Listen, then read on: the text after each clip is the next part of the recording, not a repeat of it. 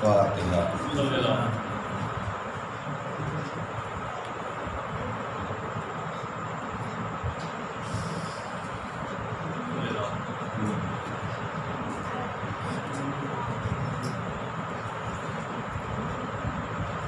لا حول ولا قوة إلا بالله العلي العظيم۔ أعوذ بالله السميع العليم من الشيطان اللعين الرجيم۔ بسم الله الرحمن الرحيم۔ الحمد لله رب العالمين، وعاقبة للمتقين، وجنة للموحدين، سيدنا ونبينا وشفيع ذنوبنا وطبيب نفوسنا وحبيب قلوبنا مولانا أبي القاسم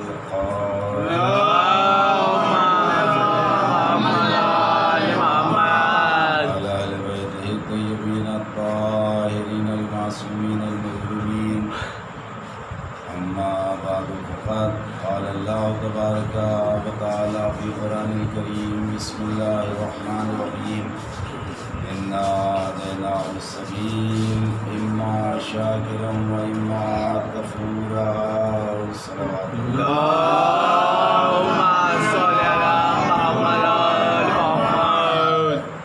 قرآن کریم کے سورہ مبارکہ سورہ طہر کی تیسری آیت مبارکہ کے ذیل میں آپ حضرات کے درمیان مسلسل گفتگو جاری ہے، جو آیت میں 7ویں مرحلے میں داخل ہو رہی ہے۔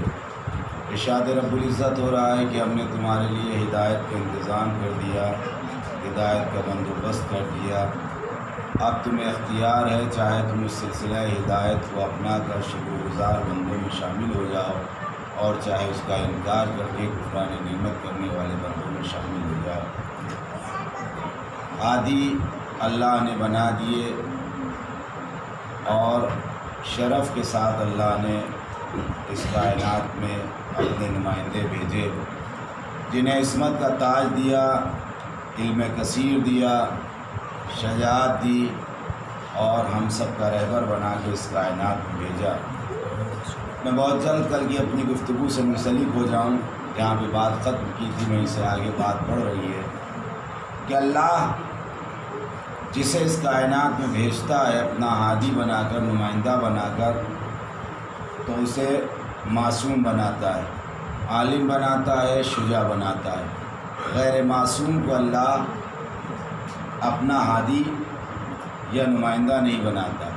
دوسری چیز یہ ہے کہ اللہ کے جتنے بھی ہادی اس کائنات میں آئے ہیں وہ سب اختیار والے آئے ہیں، مجبور نہیں آئے ہماری اور آپ کی طرح کہ ہم ہر مرحلے پر مجبور ہیں، لیکن اللہ کے جو نمائندے ہیں وہ مختار ہیں، ان کے پاس اختیارات ہیں۔ بھئی یہ اختیار ہی تو ہے کہ ڈوبتے ہوئے سورج کو پلٹا دیتے ہیں، یہ اختیار ہی تو ہے کہ چاند کے 2 ٹکڑے کر دیتے ہیں، یہ اختیار ہی تو ہے کہ جب چاہتے ہیں ستارے کو اپنی ڈیوڑھی پر بلا لیتے ہیں، یہ اختیارات ہی تو ہے کہ اگر ہاتھوں کے سنگریزوں کو اٹھائیں تو وہ کلمہ پڑھنے لگ جائیں، لگے ہوئے درخت کو اشارہ کریں تو وہ ان کے پاس چل کے آ جائے۔ یہ ہیں امامت کے اختیارات، اور جہاں اختیار ہوتا ہے وہیں مدد مانگی جاتی ہے۔ بھئی ایک کمزور انسان جو خود چلنے سے لاغر ہو، آپ اس سے کس بات کی امید کریں گے؟ مدد اسی سے مانگیں گے کہ جو دوڑ کے آپ کی مدد کر سکے۔ میں کیا عرض کر رہا ہوں؟ اب آپ یہ سوچیں کہ یا علی مدد کیوں کہا جاتا ہے؟ ایک وقت میں دنیا کے نہ جانے کتنے لوگ یا علی مدد کہتے ہیں، لیکن یہ اختیار علی ہے کہ ہند کا رہنے والا نجب کے ساقی کو آواز دیتا ہے اور وہ مشکل کشائی کرنے یہاں چلے آتے ہیں۔ یہ اختیار ہے۔ اور آپ یاد رکھیے، دیکھیے ایک چیز آپ نے ہزاروں بار سنی ہوگی لیکن اس انداز سے سن لیجئے، اگر اللہ مولا کائنات کی والدہ گرامی کو خانہ کعبہ میں دروازے سے بلا لیتا تو کیا عظمت علی میں کوئی کمی آ جاتی؟ نہیں آتی۔ پوری توجہ رکھیے گا، اگر جملہ آپ تک پہنچ گیا تو پہلے مرحلے میں میری محنت سوارت ہو جائے گی۔ اگر اللہ مولا متقیان کی والدہ گرامی کو خانہ کعبہ کے دروازے سے اندر بلاتا اور خانہ کعبہ میں علی کی ولادت ہو جاتی تو کیا عظمت مولائے کائنات میں کوئی کمی آ جاتی؟ نہیں آتی۔ تو جب نہیں آتی تو دروازہ ہوتے ہوئے بھی دیوار میں در کیوں بنایا؟ اللہ دنیا کو اختیار علی بتانا چاہ رہا تھا کہ وہ اور ہوتے ہیں جو راستوں کے محتاج ہوتے ہیں، یہ میرا نمائندہ ہے، جہاں چاہے راستہ بنا لیتا ہے۔ بھائی آپ جانتے ہیں کیا ہے؟ ایک آدمی پردیس میں رہ رہا ہے، وطن میں باپ کا انتقال ہو گیا، بھائی کا انتقال ہوا، کال گئی، کہا صاحب ابھی نہیں آ سکتے، فلائٹ نہیں ہے۔ یہ ہے مجبور انسان کا کام۔ 2 دن تک ویٹ کیا جا رہا ہے، 3 دن تک ویٹ کیا جا رہا کہ بیٹا پردیس میں، باپ کا انتقال ہو گیا۔ تو جو مجبور ہوتا ہے وہ راستوں کا انتظار کرتا ہے، لیکن جو مختار ہوتا ہے وہ جہاں چاہتا ہے راستہ بنا لیتا ہے۔ تبھی تو آپ یہاں پکارتے ہیں اور نجف سے فوراً آ جاتے ہیں۔ صلوات پڑھیں محمد والے۔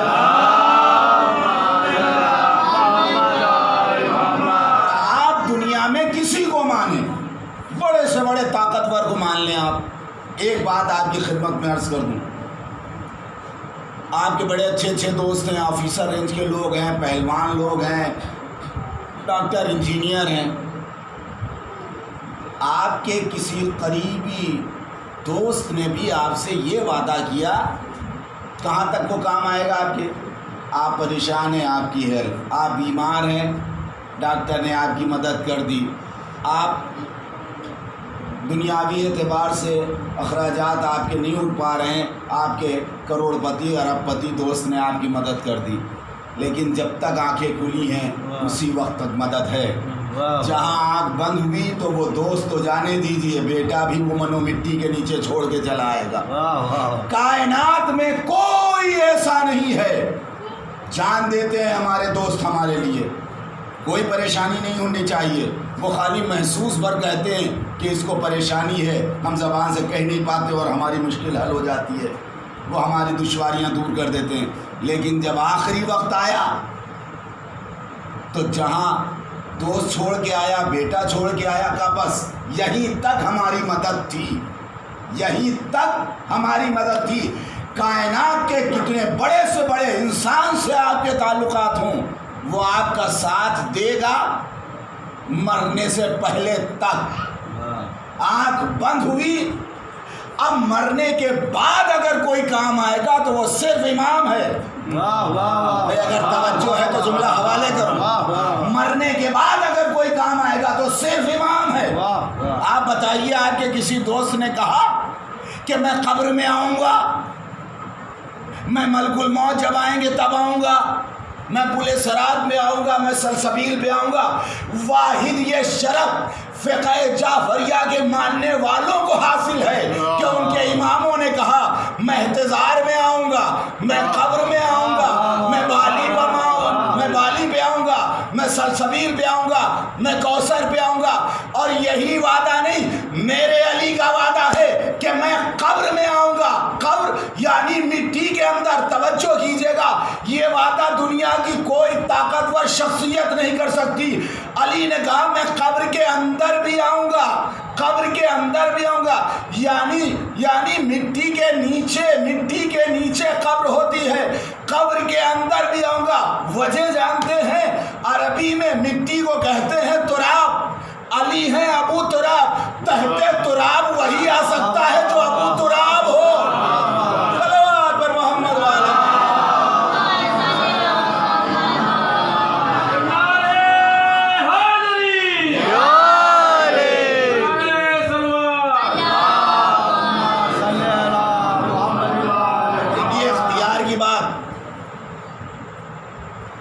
یہی میں عرض کیا کرتا ہوں کہ رسول کے پہلو میں دفن ہو کر اپنے لیے شرف حاصل کرنا اور بات ہے، کسی جگہ پر دفن ہو کر اس جگہ کو نجف کربلا بنا دینا اور بات ہے۔ یہ اختیار کی بات۔ بھائی ہم کہیں کسی بڑے عالم دین کے بغل میں دفن ہو گئے، نام ہو گیا، ارے وہاں دفن ہے۔ 2 چیزیں ہوتی ہیں، آپ محسوس کریں۔ دیکھیے، ذاتی کمال عزت ہوتا ہے، نسبتی کمال فخر ہوتا ہے. کمال اور عزت جو حاصل ہوتا ہے وہ اپنے ذاتی کمال سے ہوتا ہے. نسبت سے صرف انسان فخر کر سکتا ہے. ایک بہت بڑے ڈاکٹر ہیں, ان کا ایک بیٹا ہے. اب وہ بیٹا اکڑا گھوم رہا ہے, ہمارے باپ ڈاکٹر ہیں. بیچارے کو ایک پرچون کی دکان پہ ملنے والی ٹیبلٹ کے بارے میں نہیں معلوم ہے کہ وہ پیٹ درد میں استعمال ہوگی یا کھانسی نزلے زکام میں استعمال ہوگی. لیکن ایٹھن ہے, اکڑ ہے کہ ہمارا باپ ڈاکٹر ہے. دیکھیے, جو خود ڈاکٹر ہے یہ اس کا ذاتی کمال ہے, یہ اس کی عزت ہے. بیٹا فخر کر سکتا ہے کہ ہمارے باپ ڈاکٹر ہیں, لیکن یہ اس کا ذاتی کمال نہیں ہے. رسول کے بغل میں دفن ہو کر فخر تو کیا جا سکتا ہے کہ ہم پہلوئے رسول میں دفن ہیں, لیکن کمال نہیں ہے. ذاتی کمال عزت ہے.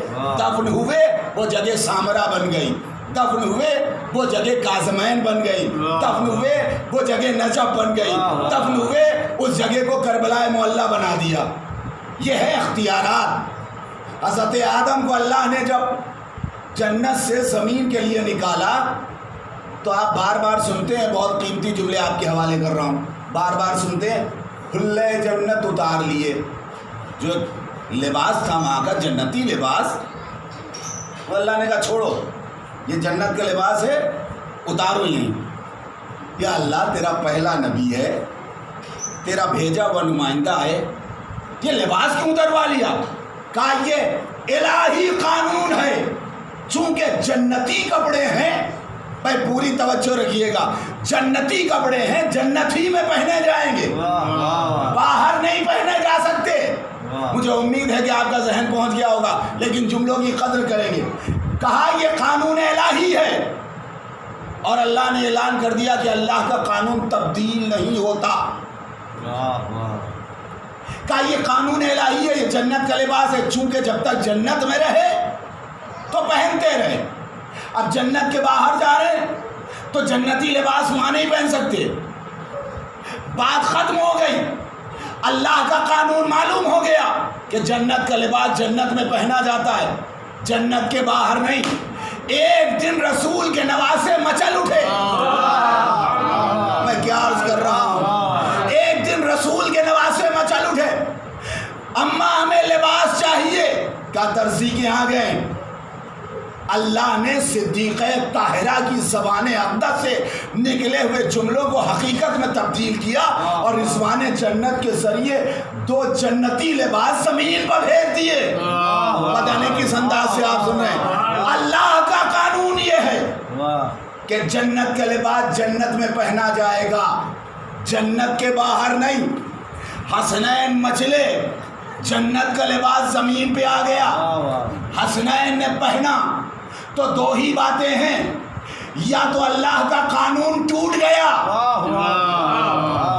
نہیں غور کیا آپ نے, 2 ہی باتیں, یا اللہ کا قانون ٹوٹ گیا, اور یا یہ اتنے عظیم القدر ہیں کہ جہاں چاہتے ہیں وہاں جنت بنا لیتے ہیں. اللہ کہتا میرا قانون ٹوٹتا نہیں. حسنین کے لیے لباس آئے تو 2 ہی باتیں, پھر جملے دوہرا رہا ہوں, یا تو اللہ کا قانون ٹوٹنا مانیے کہ اللہ کا قانون آج ٹوٹ گیا اور یہ ہم ماننے کو تیار نہیں, تو یا یہ مانیے کہ جہاں یہ شخصیتیں چلی جاتی ہیں وہ جگہ جنت بن جاتی ہے. یہ مکے میں رہے تو مکہ جنت, یہ مدینے میں رہے تو مدینہ جنت, یہ کربلا میں رہے تو کربلا جنت, یہ نجف میں رہے تو نجف جنت, یہ سامرا میں رہے تو سامرا جنت, یہ کاظمین میں رہے تو کاظمین میں جنت. یہ ہم غریبوں کے عزاخانے میں آ جائیں تو ہمارا گھر جنت بن جائے. صلوات پر محمد و آل محمد.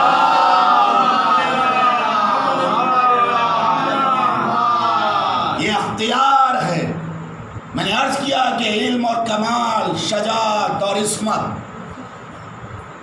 ان سب زیورات سے آراستہ کر کے اللہ اپنے نمائندے کو اس کائنات میں بھیجتا ہے. بس ایک بات اس سلسلے کی, دوسری خلافت کا زمانہ ایک دہریہ آتا ہے اور آ کے خلیفہ وقت سے سوال کرتا ہے اور کہتا ہے کہ میں مسلمان ہونا چاہتا ہوں. صاحب خوش ہو گیا کہ آپ تو بغیر تلوار چلائے کو مسلمان بنانے کا گولڈن چانس. ہاں ٹھیک ہے بڑھیا ہو بھگت بھی، مگر اس نے کہا میری ایک شرط ہے. کہا کیا؟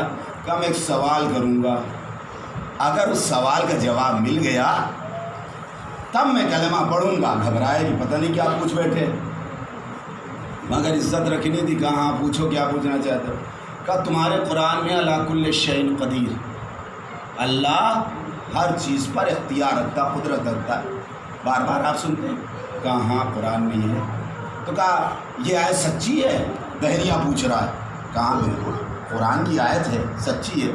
کہا کیا اس پر تم یقین رکھتے ہو؟ کہا ہاں. کہا کیا اس پر تمہارا ایمان ہے کہ تمہارا اللہ واقعی ایسی طاقت رکھتا ہے، ہر چیز پر قدرت ہے اس کی، ہر چیز پر اس کا اختیار ہے؟ کہا ہاں. کہا اچھا یہ بتاؤ کہ جب تمہارا خدا علی کل شیء قدیر ہے، ہر شے پر قدرت رکھتا ہے، تو کیا وہ ایک اور اللہ بنا سکتا ہے؟ ایک اللہ اور پیدا کر سکتا ہے؟ وہ چپ ہو گئے، خاموش ہو گئے. انہوں نے درباری علماء کو بلایا اور کہا اس کے سوال کا جواب دو. پریشان رہے وہ بھی، غصہ آیا اور کہا میں اسی بات کی تنخواہ تم کو دیتا ہوں کہ دربار میں کوئی سوال کرے تو جواب دو. کا جواب تو مل جائے، اگر علی آئے تو چٹکیوں میں مسئلہ حل ہو جائے. کا تنخواہ تم لیتے ہو اور ہر بات میں علی کو بلاتے ہو، آج علی کے بغیر تمہیں یہ مسئلہ حل کرنا ہوگا. اب وہ جو درباری علماء تھے انہوں نے بادشاہ کے سامنے ہاتھ جوڑے، کہا 3 دن کا ٹائم دے دو. کہا ٹھیک ہے. دہریے سے بھی کہا کہ تم جاؤ، 3 دن بعد یہ سارے علماء آئیں گے، تم بھی آنا اور تمہارے سوال کا جواب مل جائے گا. تیسرے دن وہ علماء اکٹھا ہوئے، وہ دہریہ آیا. علماء سے کہا ہاں بھائی جواب پیش کرو. خلیفہ وقت نے کہا جواب دو دہریے کی بات کا. کہا اسے قتل کروا دو.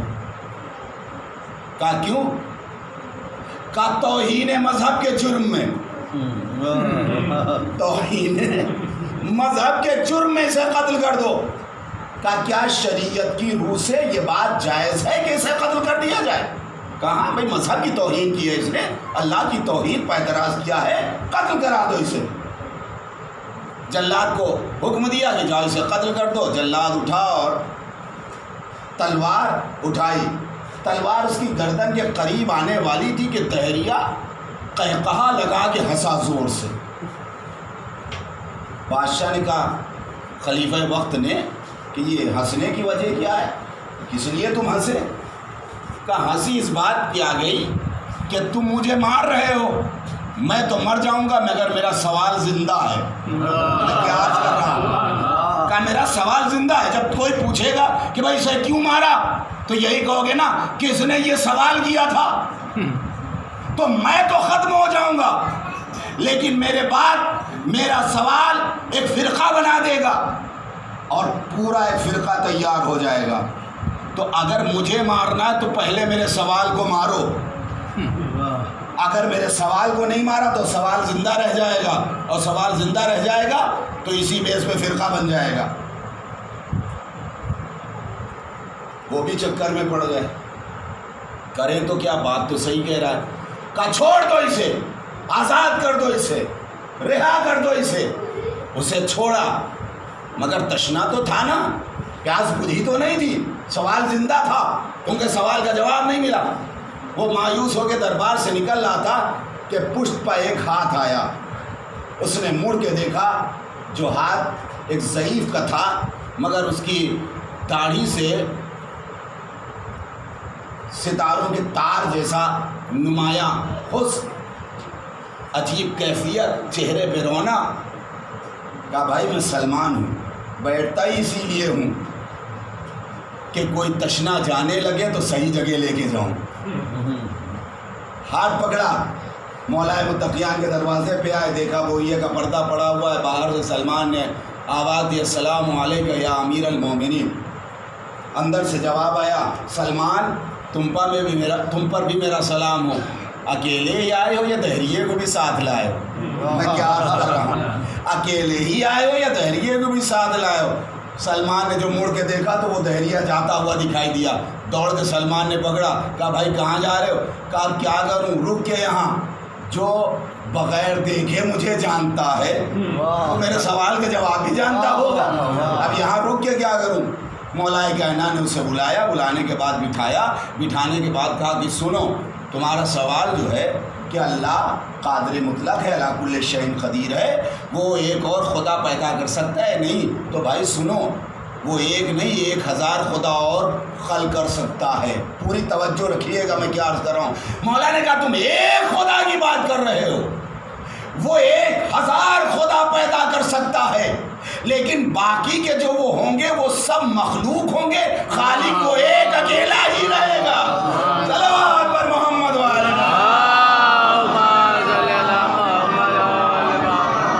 جتنے ہوں گے وہ سب مخلوق ہی رہیں گے, جو مخلوق ہو جائے وہ خدا رہتا ہی نہیں ہے, خالق وہ ایک اکیلا رہے گا. تو یہ الہی نمائندے ہیں جن کے یہاں کسی سوال کے لیے مشکلات نہیں ہیں. بس عزیزو, پڑھ چکا, بہت کم وقت ہمارے پاس بچا ہے. 7 محرم ختم ہو گئی, ہم کیسے مطمئن بیٹھے ہیں. شہزادی کو ہم ابھی کیا پرسہ دے پائے. شام والی بیوی جو ہر مجلس میں پہنچتی ہے, کیا ہم شہزادی زینب سے کہہ سکتے ہیں کہ بیوی ہم نے آپ کے بھائی پر دل کھول کے گریہ کر لیا. ابھی تو ہماری آرزو میں پوری نجومی انتظار ہی تھا کہ محرم آئے گا, اور 7 محرم اختتام پہ پہنچنے والی ہے. ارباب ازاں 7 محرم بہت قیامت کی تاریخ ہے. آپ نے کبھی محسوس کیا ہے یہی وہ تاریخ ہے جس تاریخ کو خیام حسینی میں پانی ختم ہو گیا, اور 7 تاریخ سے مسلسل خیام حسینی سے اطفال حسینی کے الاتش ہائے پیاس, الاتش ہائے پیاس کی صدائیں بلند ہوئی. میں نے عرض کیا کہ سب کی شہادت 10 محرم کو ہے, لیکن ہم نے اپنا طریقہ بنایا, ایک دن ایک شہید سے نسبت دے دی تاکہ ہم اس پر رو سکیں, اس پر گریہ کر سکیں. عزادارو, آج ایک بیوہ کو اس کے یتیم کا پرسہ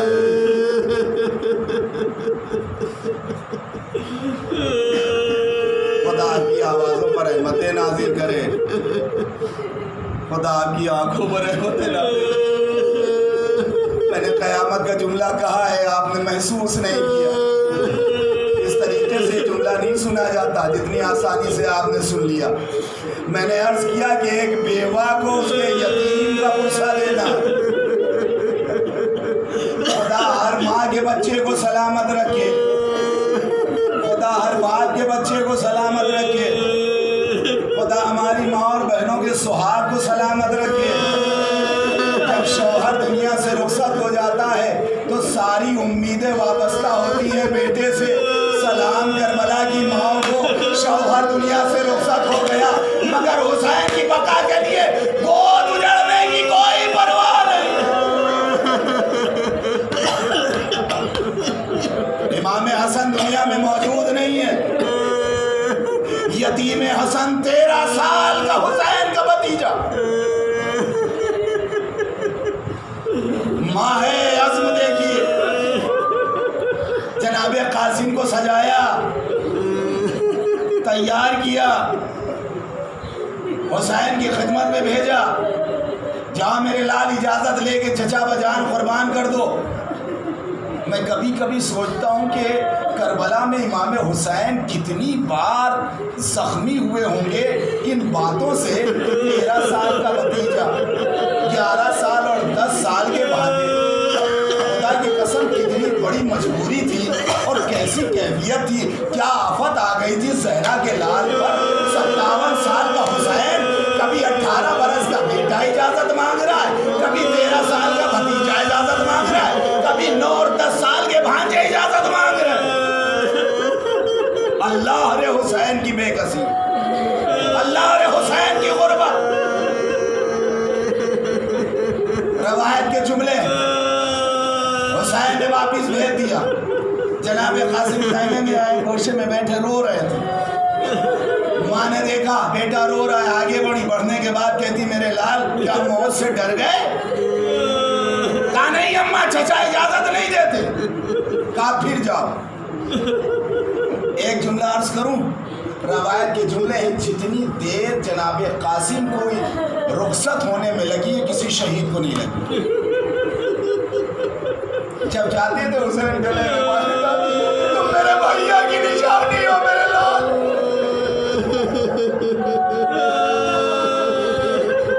मैं कैसे तुम्हें मरने की इजाजत दे दूं?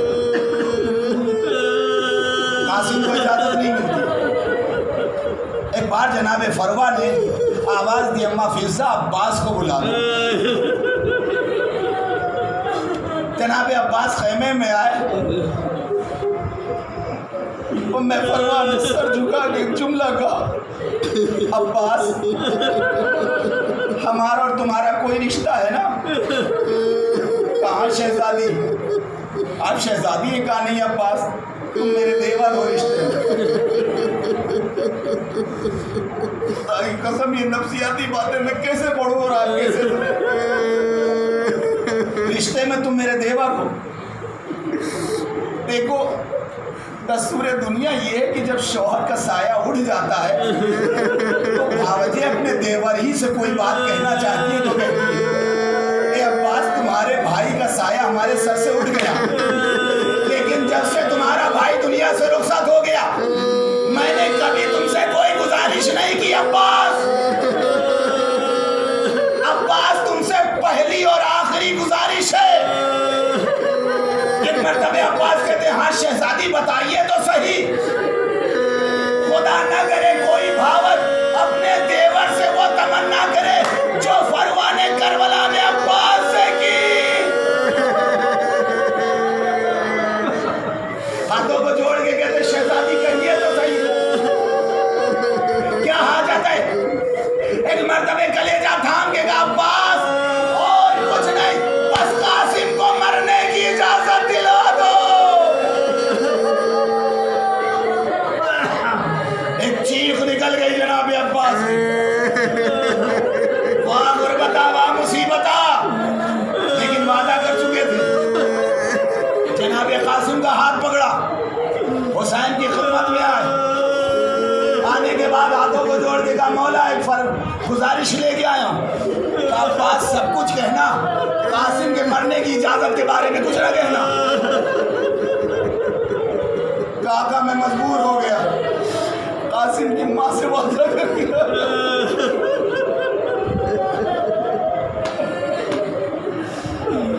मजबूर हुआ अब्बास, ये मेरे भैया की निशानी है, मैं कैसे अपनी आंखों के सामने कासिम को मरने भेजूं?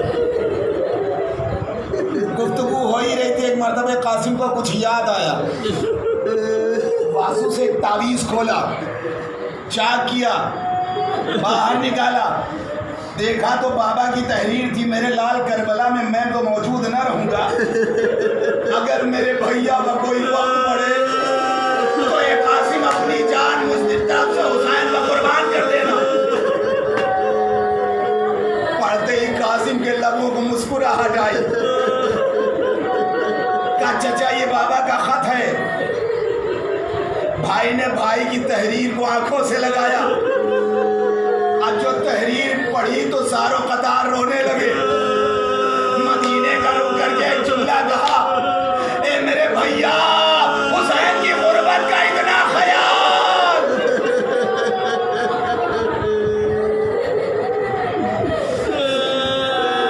नहीं रोकूंगा कासिम, नहीं रोकूंगा। कासिम को सवार किया, सर पे अमामा रखा, अमामा रखने के बाद सामने से गरीबान चाक कर दिया। शहजादी ज़ैनब ने मंजर देखा, कहा भैया सुबह से इतने सवार गए, इतने जानिसार गए, आपने जिसे रुखसत किया हमने नहीं देखा कि किसी का आपने सीना चाक किया हो। ये कासिम का सीना चाक करने की वजह क्या है? कहा ज़ैनब सामने से सीना चाक होना यतीमी की निशानी है। ये जालिम शहादत के बाद लिबास लूट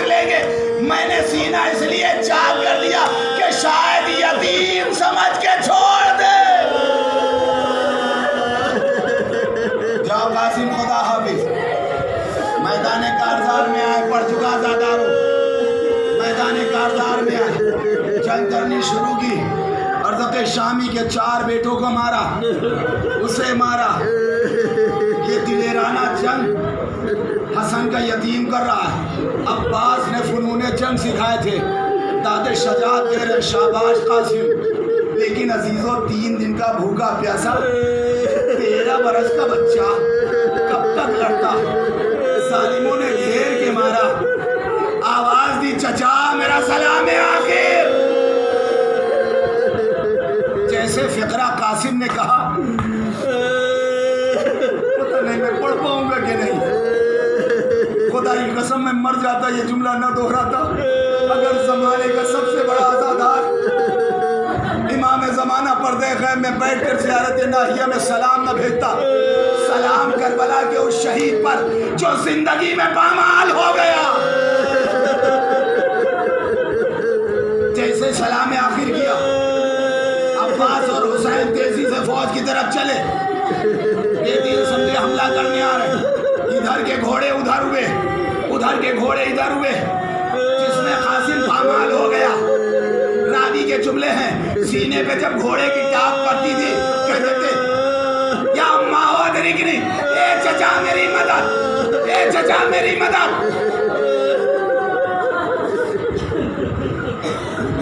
آگے راوی نے لکھا، گھوڑوں کے سموں میں جس میں قاسم کا گوشت الجھ کر پورے ریزارے کربلا پر پھیل گیا۔ حسین اور عباس پہنچے، چاروں طرف گھوم کے دیکھ رہے ہیں، قاسم نظر نہیں آتے۔ حسین نے آواز دی، قاسم، جواب نہ ملا۔ قاسم تمہارا چچا پکار رہا ہے، جواب نہ ملا۔ قاسم حسین پکار رہا ہے، جواب نہ ملا۔ ایک بار ایک بلند مقام پر کھڑے ہو کے کہا، قاسم جواب نہیں دیتے، وقت کا امام بلا رہا، جس میں قاسم کے ٹکڑے فضا میں اڑے، حسین کے قدموں پہ آنسو اکٹھا ہو گئے۔ حسین نے ابا بچھائی جس میں قاسم کے ٹکڑوں کو اکٹھا کیا، ایک گٹھری بنائی، پشت پر رکھی، خیمے کے در پہ آئے، اے فروا حسین کو معاف کر دینا۔